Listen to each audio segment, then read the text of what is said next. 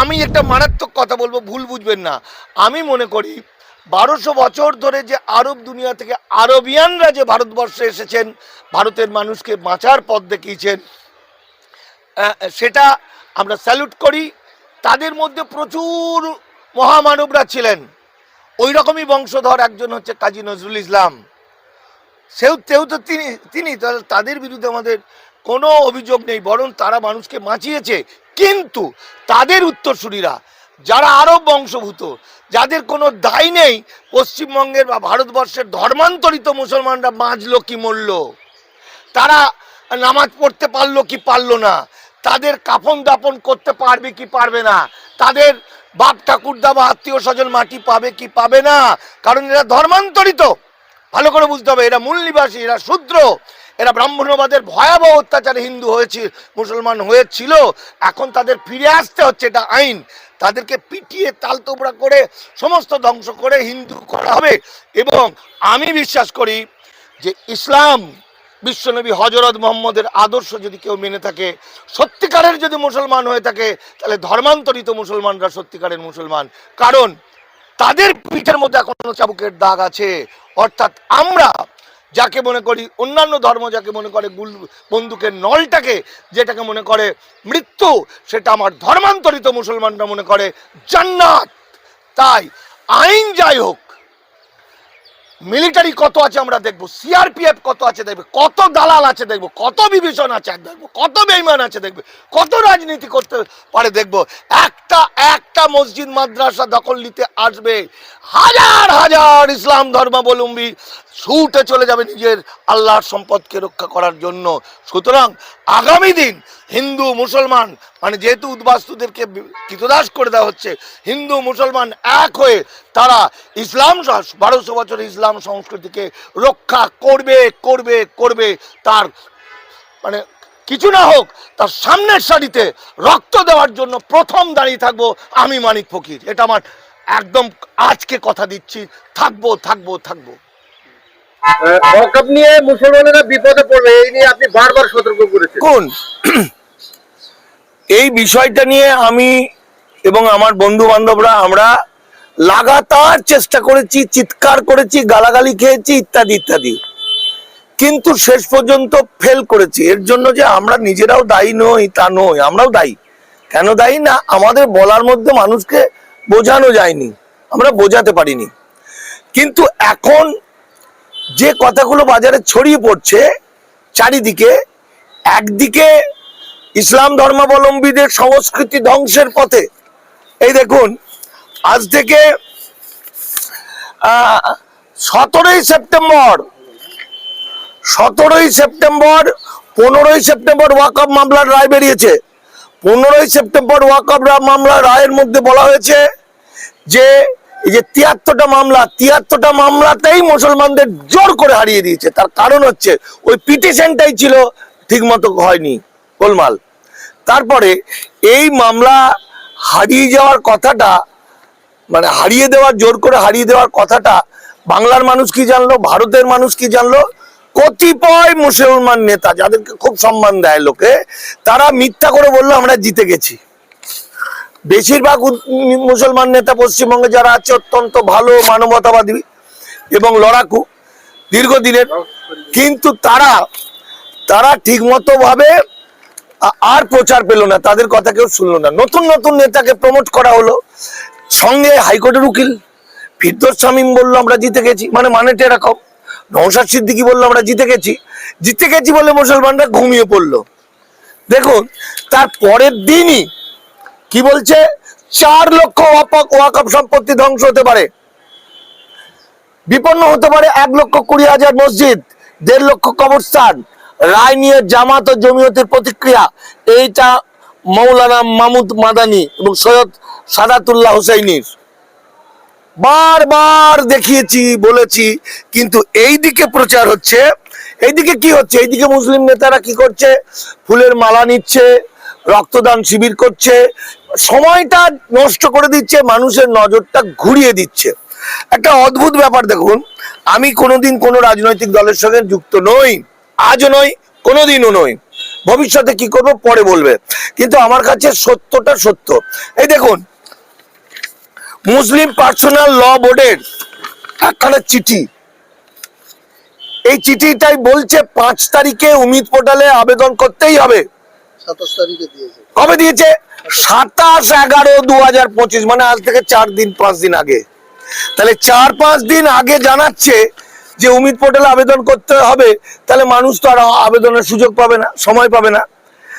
মনে রাখতে হবে যে পশ্চিমবঙ্গে যে 80,000 ওয়াকফ সম্পত্তি, সেগুলো তো চলে গেল, সেগুলো বাঁচানোর কোনো রাস্তা নেই। সেটা ওয়াকফ বা ইউজার, ব্যবহারের মাধ্যমে ওয়াকফ।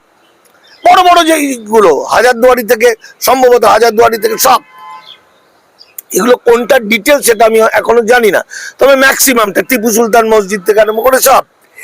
এইবার বাকি যে 8,000 ছিল, এই 8,000 কিছুদিন আগে যেগুলো তৈরি হয়েছে, অল্প দিন যেগুলোর কাগজপত্র আছে, যেগুলো ওয়াকফ বোর্ডে রেজিস্ট্রিকৃত, সেই ওয়াকফ বোর্ডে রেজিস্ট্রিকৃত গুলো বাঁচানো যেত যদি 2 মাস আগে থেকে বলতো, 1 মাস আগে থেকে বলতো, কিন্তু সেটাও কৌশল করে বলা হয়নি। কেন বলা হয়নি সেটা মুসলমান সমাজ জিজ্ঞাসা করবে, প্রশ্ন করবে, এবং তারপরে কি কি হতে পারে সেটার জন্য আমার একটা গ্রন্থ বেরোচ্ছে, বইটার নাম। মুখ্যমন্ত্রী বলেছিল যে বাংলায় আমি রয়েছি, কোনো সমস্যা নেই। একদম তাই। সেটা বলার আগে আমি বলছি এই ডিটেলস গুলো নিয়ে, কার দোষ, কি দোষ, কেন দোষ, বিভীষণ কারা, সমস্ত নিয়ে আমার ওয়াকফ দখল জাগো মুসলমান বলে একটা বই বেরোচ্ছে 2-3 দিনের মধ্যে, সব কিছু দিয়েছি। আপনি যে প্রশ্নটা করলেন, দেখুন, যেই 27 তারিখে যে রায় বেরিয়ে গেল, মানে মুসলিম পার্সোনাল ল বোর্ড রাজি হলো, তার কারণ হাওড়ার একটি ছেলে, তার নাম হলো ইকবাল, আমার বন্ধু, সে ফোন করছে, তার গ্রামের লোকেরা মসজিদ বাঁচানোর জন্য আমার কথা শুনে উমিদ পোর্টালে আবেদন করবো বলেছে, তো মৌলবীরা রেগে গেছে। তারা বলছে দাস, এ তো আমাদের মুসলিম পার্সোনাল ল বোর্ড তো জানায়নি। দেখুন, এই 27 তারিখেই আর একটা খবর ডেঞ্জারাস, মানে বুঝুন, ওই একদিনে যেই মুসলিম ল বোর্ড এটা দিল, পশ্চিমবঙ্গের জেনারেল ম্যানেজার, তাকে দিয়ে দেওয়া হলো কোচবিহার, উত্তর দিনাজপুর, এবং 14 জন প্রথম স্তরের আমলাকে পাঠিয়ে দিল জেলায় জেলায়, এবং প্রচুর ছেলে মেয়েকে পাঠালো যারা কম্পিউটার জানে। যত তাড়াতাড়ি পারো সেগুলোকে ইনক্লুড করো, কারণ মুসলিম পার্সোনাল ল বোর্ড রাজি হয়েছে। এবার দেখুন, এই যে মুসলমান মমতা বন্দ্যোপাধ্যায় বলেছে, দেখুন মমতা বন্দ্যোপাধ্যায় কি বলেছে সেটা উনি উত্তর দেবেন, তবু নিরপেক্ষভাবে আমি একজন লেখক এবং গবেষক হিসাবে যেটা বলতে পারি সেটা হচ্ছে, সংবিধানের 326 নম্বর ধারা, কেন্দ্রের আইন রাজ্য সরকার মানতে বাধ্য, যদি না মানে রাষ্ট্রপতি শাসন জারি হবে। আমি এইটা দেখেছি, আমি না, সারা ভারতবর্ষ দেখেছে, যখন বিলটা জমা পড়লো শীতকালীন অধিবেশনে 2024-এর, 16টা বিলের মধ্যে 2টো ডেঞ্জারাস বিল, একটা হলো ওয়াকফ সংশোধনী, আর একটা হলো উদ্বাস্তুদের কৃতদাস বানানো, ইমিগ্রেশন অ্যান্ড ফরেনার্স বিল। এই বিলের বিরুদ্ধে কিন্তু মুসলমান সংগঠনরা আন্দোলন করলো না, এই বিলের বিরুদ্ধে কিন্তু মুসলিম পার্সোনাল ল বোর্ড আন্দোলন করলো না, তারা করলো আইন হয়ে যাওয়ার পরে। কিন্তু যে মুখ্যমন্ত্রীর কথা বলছেন, এই মুখ্যমন্ত্রী সহ, মানে তৃণমূল পার্টি সহ ভারতবর্ষের হিন্দু সাংসদরা একদম ঢেলে বিরোধিতা করলো, যে না, মুসলিম সংস্কৃতি, 1200 বছরের সংস্কৃতিকে ধ্বংস করা যাবে না করেছিল, এবং বিজেপিকে বুঝিয়ে দিয়েছিল ভারতে হিন্দু মুসলমান ভাগ করা যাবে না। এরা পারেনি, সেটা আলাদা প্রশ্ন। আর একটা কি করেছে তৃণমূল সরকার, 4-5টা মামলা করেছে, বিভিন্ন জায়গায় মিছিল মিটিং করেছে। দেখুন, তৃণমূল সরকার যে একটা কথা বলে ফেলেছিল, মনে করুন যে ওয়াকফকে বাঁচাতে হবে। পৃথিবীতে সমস্ত রাষ্ট্রের বিরুদ্ধে মানে আন্দোলন হয়, রাষ্ট্র কোনো অন্যায় কাজ করছে, রাষ্ট্রের বিরুদ্ধে আন্দোলন হয়।